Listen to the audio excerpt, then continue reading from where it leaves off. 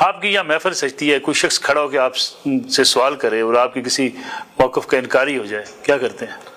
کچھ بھی نہیں, اس کا رائٹ ہے, وہ کھڑا ہو سکتا ہے. رہا میری ذات کا معاملہ تو میں نے اپنی لائف سٹوری ریکارڈ کروا دی ہوئی ہے, اپنے ایسٹس تک ڈکلیئر کر دیے. میں چونکہ سرکاری ملازم تھا, میں ٹیکس فارم بھی بھرتا ہوں. اتنے لمبے چوڑے ساسے نہیں, وہ اس لیے ڈکلیئر کیا نہیں, وہ ڈکلیئر سے مراد ہے کہ لوگوں کو بتا دیا کہ یہ چیز ہے میرے پاس, تاکہ کوئی میرے اوپر الزام نہ لگائے کہ جی اس کا تو فلاں پلاٹ نکلا ہے, فلاں جگہ اس کا پلازا ہے. تو میں نے بتا دیا کہ بھائی میری ہر چیز ڈکلیئر ہے. میری جاب کا ایک مسئلہ تھا جو میں نے چھپا کے رکھا ہوا تھا, جب تک وہ کیس کنکلوڈ نہ ہوتا. جب میں نے آفیشیل ریٹائرمنٹ لی تو میں نے آ کے بتایا کہ مجھے ریٹائرمنٹ کیوں لینی پڑی. میں نے ڈکے کی چوٹ میں بتایا کہ میرے ساتھ زیادتی کی اسٹیبلشمنٹ نے, اور ان کو بعد میں احساس ہوا. لیکن ان کی ایک عادت ہے, جب کوئی غلط ڈیسیژن کرے نا وہ اپنی غلطی مانتے نہیں ہیں. تو پھر مجبوراً میں نے کہا ٹھیک ہے, اللہ تعالیٰ نے ہمارے اس پلیٹ فارم کو. بنیادی وجہ کیا تھی نوکری چھوڑنے کی؟ یہاں سے غلط رپورٹ کسی نے بنا کے بھیجی تھی کہ میں لوگوں کو بھرتی کر کے افغانستان جہاد میں بھیجتا ہوں, ان لوگوں کے پاس جن کے عقیدوں سے میں ایگری نہیں کرتا. بیسیکلی وہ بریلوی فرقے کا تھا, سی ٹی ڈی کا ملازم, اس نے کام ڈالا. آگے وہ کانوں کے کچے تھے. میں نے شوکت صدیقی صاحب کی عدالت میں مقدمہ کیا, 1 سال تک یہ ڈانٹ کھاتے رہے صدیقی صاحب کی. پھر صدیقی صاحب نے تقریر کر دی, وہ فارغ ہو گئے. پھر اطہر بن اللہ صاحب کے پاس کیس گیا, انہوں نے کیس اڑا دیا. فیض حمید صاحب کے ساتھ ان کی دوستی تھی, تو اس وقت انہوں نے کہا جی فوج کے کیس ہم سن نہیں سکتے. یہ سب کچھ ہوا. پھر الٹیمیٹلی اس دوران ہمارے دعوت کا قد کاٹ اتنا بڑھ گیا. پھر مجھے کچھ لوگوں نے اپروچ کیا کہ ریٹائرمنٹ تو آپ کو دے رہے ہیں نا, بینیفٹس بھی دے رہے ہیں, آپ لے لیں.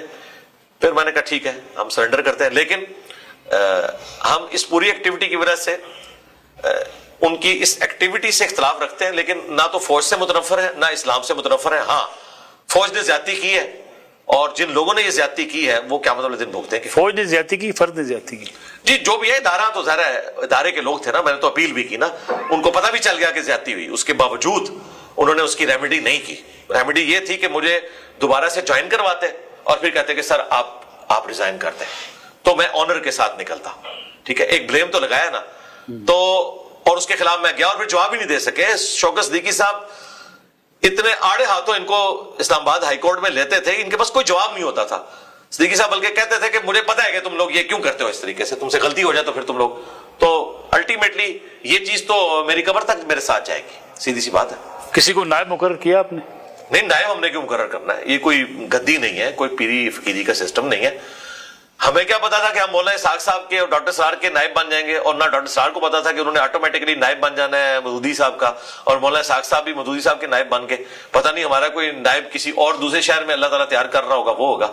بچوں کو میں نے اس کام میں اس لیے نہیں ڈالا کہ یہ کام اتنا مشکل ہے کہ خود سے اپنے کوئی شوق سے کرے تو کرے, ادروائز اس میں آپ کی لائف کمپرومائز ہو جاتی ہے.